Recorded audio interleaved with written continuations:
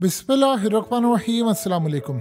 आप सब ने देखा कि कल किस तरह यमन ने एक ड्रामाई अंदाज के अंदर इसराइल का जो बहरी जहाज था या जो कार्गो शिप था उसको किस तरह हाईजैक किया। लेकिन आज जो मनाजिर जारी हुए हैं ये ज़रा आपकी स्क्रीन पर चल रहे हैं, ये ईरान की जानिब से जारी हुए हैं और ये बड़े ख़तरनाक मनाजिर हैं और टाइमिंग इसकी बड़ी अहम है। ईरान ने अल फतेह 2 मिसाइल को टेस्ट किया है, लॉन्च किया है और उसका टेस्ट करके उसने पैगाम दिया है कि यह हाइपरसोनिक मिसाइल है जो आवाज़ की रफ्तार से 15 गुना ज़्यादा तेज़ है।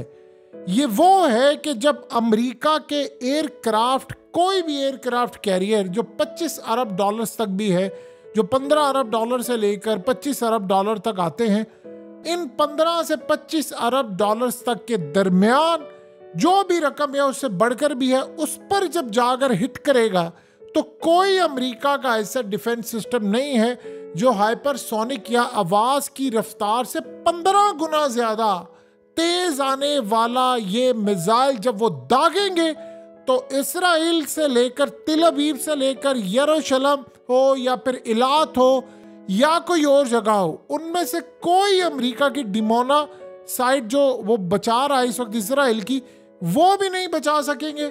और ना अमेरिका का एयरक्राफ्ट कैरियर जो इस वक्त वाटर्स के अंदर है, जो इन्होंने भेजा इसराइल की मदद के लिए, उसको बचा पाएंगे।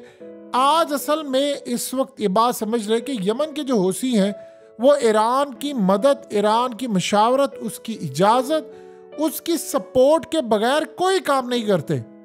वो असल में हिजबुल्लाह से बहुत ज़्यादा स्ट्रांग है और बहुत ज़्यादा, आपने देखा जिस तरह उनका ऑपरेशन हुआ था वो सारी दुनिया ने देखा। ऐसे तो हॉलीवुड की फिल्मों में भी नहीं होता और रियल सीन्स ऐसे हैं कि वहाँ से वो उतरे हैं और उतर के उन्होंने हाईजैक कर लिया और इसराइल उसको छुड़वाने में नाकाम रहा। और अभी सूरत हाल ये है कि डील फाइनलाइज हुई है कि कैदियों का तबादला।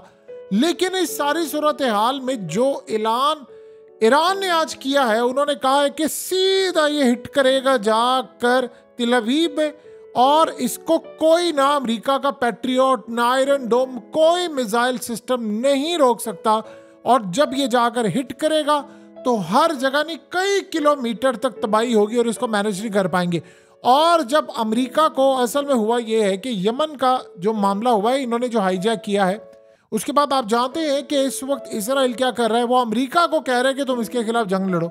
अमेरिका असल में डरा हुआ है, वो कहता है कि नहीं, क्योंकि अगर यमन के साथ उसने जंग छेड़ी, आप ये देखें कि आपका एक कार्गो जहाज, उसको हाईजैक कर लिया जाए, 25 बंदे आपका कर लिया जाए और आपने कोई जवाब नहीं दिया। आपको पता है कि आप इस जंग को छेड़ेंगे तो तबाही कितनी होगी। आज मोहम्मद बिन सलमान ने जो ऐलान किया है वो एक स्टेप बढ़कर ऐलान किया है। उन्होंने कहा है कि जो ममालिक इसराइल को हथियार दे रहे हैं वो इमीडिएटली हथियार देना बंद कर दें, क्योंकि इसराइल वहाँ से हथियार लेकर दहशतगर्दी करता है और उसी दहशतगर्दी में वो बच्चों को मार रहा है, गजा के अंदर आम लोगों को मार रहा है। इमीडिएटली हथियार इसराइल को देना बंद कर दो, फौरी तौर पर। ये एक पॉजिटिव और बहुत ही बड़ी डेवलपमेंट है जो इस वक्त सामने आई है।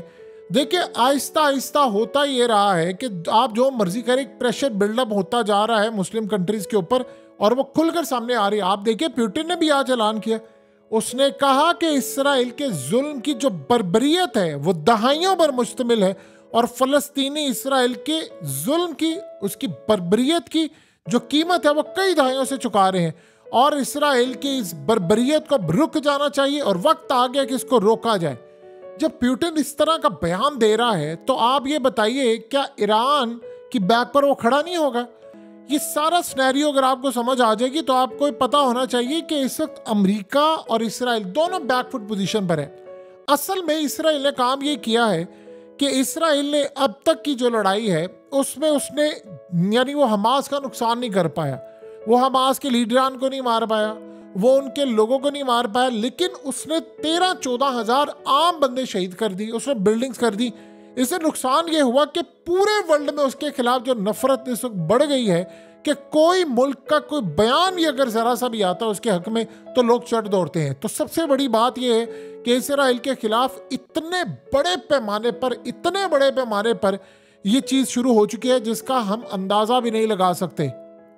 नंबर 2 सूरत हाल ये है कि अमेरिका इस जंग में अभी कूदना नहीं चाह रहा। इसराइल ने उसको कहा था, जब आज 45 दिन हो गए तो उसको कहा था कि तुम इस जंग में कूद पड़ो, तुम इस जंग में कूदोगे तो ये जंग मुकम्मल तौर पर हमारे कंट्रोल में आ जाएगी। और उसका प्लान था कि अमेरिका को ईरान से लड़ा दिया जाए, अमेरिका को लेबनान से लड़ा दिया जाए, मुस्लिम कंट्रीज को आपस में लड़ा दिया जाए। लेकिन बैक एंड पर सऊदी अरब, ईरान, रूस, चाइना, इन सब के मामला तय हो रहे। और अब तक की सूरत हाल ये है कि इसराइल को बेनिफिट कोई नहीं मिल रहा, यानी वो हमास से मार खा रही है, उनके कमांडोज, उनके लोग, और अब तो उनके जहाज, उनके कार्गो से वो सब कुछ हाईजैक होना शुरू हो गया है। और उधर से आज आप देख लें कि ईरान ने अल फतेह मिसाइल 2 जो है उसको लॉन्च किया, उसका तजर्बा किया और उसको बताया है कि ये जाकर सीधा हिट करेगा और चंद मिनट के अंदर, सिर्फ चंद मिनट के अंदर, यानी 8 से 10 मिनट के अंदर वो जाकर लॉन्च करने के बाद सीधा जाकर तिल अवीव पर गिरेगा। और अगर पानियों के अंदर एयरक्राफ्ट कैरियर कोई आया है अमेरिका का और इसराइल उसको कह रहा है कि जाकर ईरान से करे, आप सोचें जब ये एयरक्राफ्ट कैरियर के ऊपर जाकर गिरेगा तो उसका एक पुर्जा भी सलामत नहीं रहेगा। ये इतना खतरनाक होता है आवाज की रफ्तार से 15 गुना ज्यादा। देखिए, ईरान ने एक हालिया भी ऐलान किया था कि हमारे पास ऐसी टेक्नोलॉजी है कि हम दुनिया को ऐसा सरप्राइज करेंगे कि वो देखते रह जाएंगे। ये सूरत हाल बड़ी अहम, उन्होंने बहुत ही बड़ा बयान दिया था। अब आप सोचिए कि इसमें जो पुतिन ये बार बार कह रहा है कि इसराइल की बर्बरियत है और ये फलाना है, वो असल में इनडायरेक्टली अमेरिका को भी सुना रहा है। इसीलिए अब तक आप देखें कि अमेरिका ने जो सारे का सारा मामला रखा है वो यानी प्रेशराइज किया है उसने, और कहा है कि जी तुम डील करो, तुम मामला तय करो, तुम ये करो, तुम वो करो।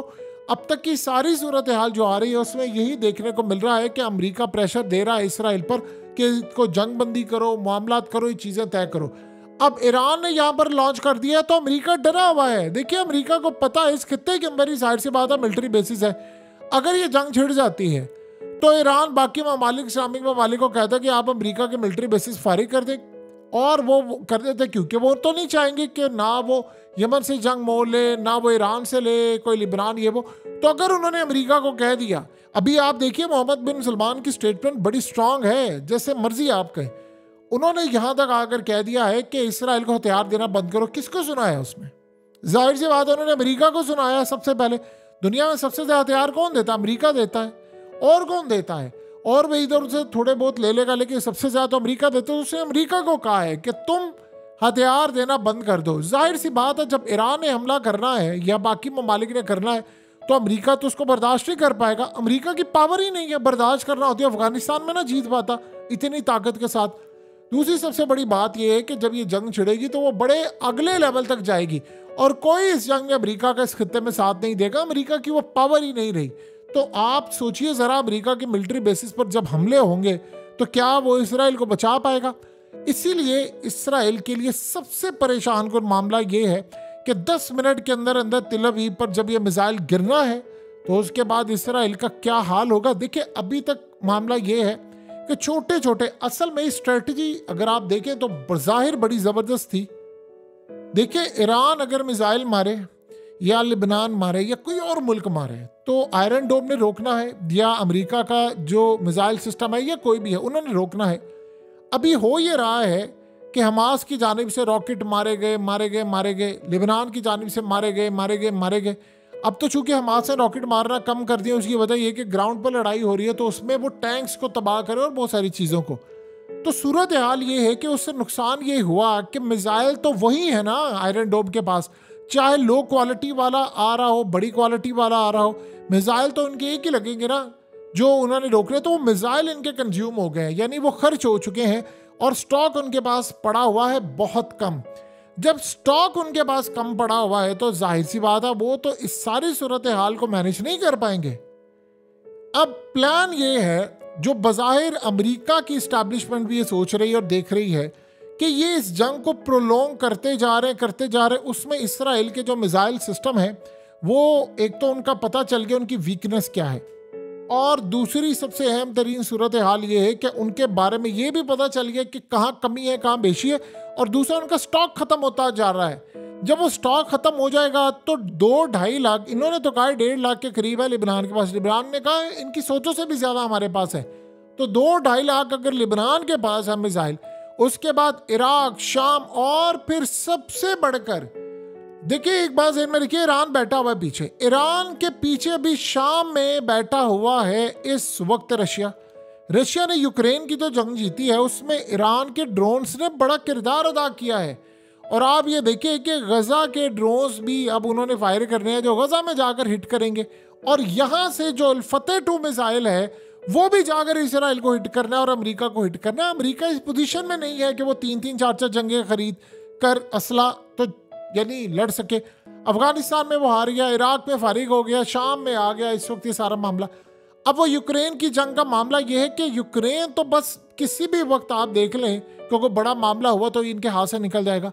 यूक्रेन का मामला हुआ, सेकंड सूरत हाल ये है कि अब आप ये देखिए कि यूरोप के अंदर भी ये हो रहा है, वहाँ पर लोग वैसे एहतजाज में निकले हुए हैं, वो कह रहे हैं इसराइल की मदद नहीं करनी। प्रॉब्लम ये है कि वहाँ पर पहली दफ़ा ये कैंपेन चली है कि हमारे टैक्स का पैसा इसराइल को आप देते हो और दहशतगर्दी करता है।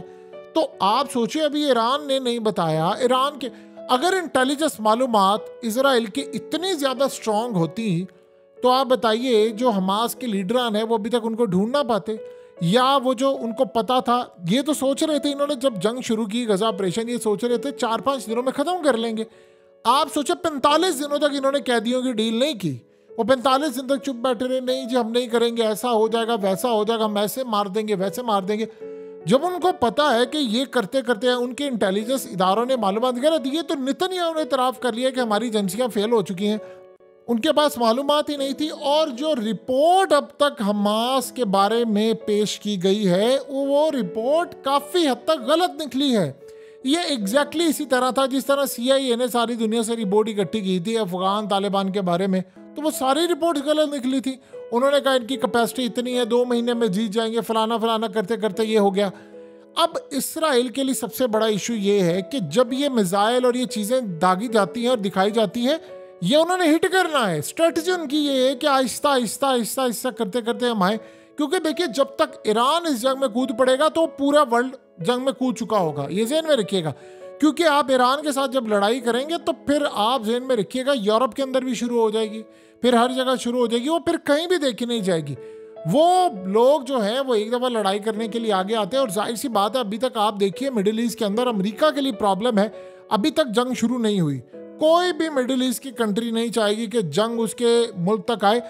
अगर ये सूरत हाल पैदा हो जाती है कि अमेरिका को कहा जाता है कि अपना बोरिया बिस्तरा उठाओ, यहाँ से फौजी अड्डे पकड़ो और निकल जाओ यहाँ से, तो बताएं फिर इस सारी सूरत हाल में क्या होगा। यही तो वजह है कि इंटेलिजेंस इदारे और सबसे बढ़कर जो इनकी एम्बेसीज है अमेरिका की, जो मिडिल ईस्ट और दूसरी जगह पर है, वो इनको कंटिन्यूसली कह रही हैं। और वो हालिया तो ये सारी खबरें लीक हो गई हैं, ब्रेक हो गई हैं, उसमें कहा गया है कि आप लोग इस सारी सूरत हाल में बाज रहें इसराइल की मदद करने से, क्योंकि मुस्लिम ममालिक, मिडिल ईस्ट सब के सब हमारे खिलाफ हो जाएंगे। और खिलाफ होने में सबसे पहली चीज़ ये है कि अगर अमेरिका को ये कह दिया कि आप अपना बोरिया बिस्तर उठाओ और आप अपने अड्डे उठाओ, यहाँ से निकलो, अमेरिका ने तो बज़ाहिर कहा जी मेरा मिसाइल सिस्टम लगा और मैं हिफाजत करूँ फलाना, उसके बाद इन अड्डों की जगह किसी ना किसी ने तो लेनी है, और वो कौन लेगा? 2 ही ममालिक ले सकते हैं, या तो रशिया ले सकता है या चाइना ले सकता है। तो इस सारी सूरत हाल में अमेरिका का असर और रसूख सारा यहाँ से ख़त्म हो गया, तो फिर क्या होगा?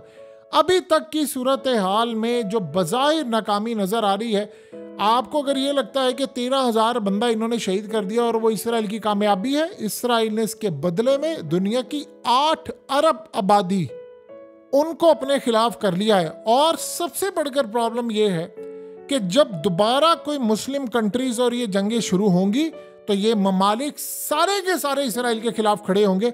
और नबी पाक सल्लल्लाहु अलैहि वसल्लम की उस हदीस को भी याद कीजिए जिसका मफहूम है कि एक जंग लड़नी है मुसलमानों ने और वो ईसाइयों के साथ मिलकर इनके खिलाफ लड़नी है। तो वो वक्त आ रहा है, वो किस तरह आ रहा है आप ये देखिए। ईसाइयों में एक मुल्क तो तैयार है ना मुसलमानों की बैक पर, और वो है रशिया। और जब वो तैयार है तो इसके साथ साथ और भी दीगर ममालिक आप देख लें, साउथ अफ्रीकन और बहुत सारी कंट्रीज जो है वो इसराइल के खिलाफ उन्होंने स्टैंड लेना शुरू कर दिया है। तो ये कहानी बड़ी इसराइल के लिए ख़राब है। यहाँ से अगर आप मिसाल के तौर पर ये समझ रहे हैं कि फ़लस्तीनियों को आप निकाल देंगे, आप बहुत बड़ी जंग को दावत दे रहे हैं, और वो जंग है जिसमें इसराइल ना तो अब आगे जा सकता है ना पीछे जा सकता है। ये जंग हारे जीत तो सकता नहीं, क्योंकि ये लड़ाई लंबी चलेगी। यानी वो नुकसान भी करेगा तो भी उसका नुकसान है, वो ना भी करेगा तो भी उसकी बादशाहत और खौफ, उसका दबदबा जो 75 साल से था, वो खत्म हो रहा है।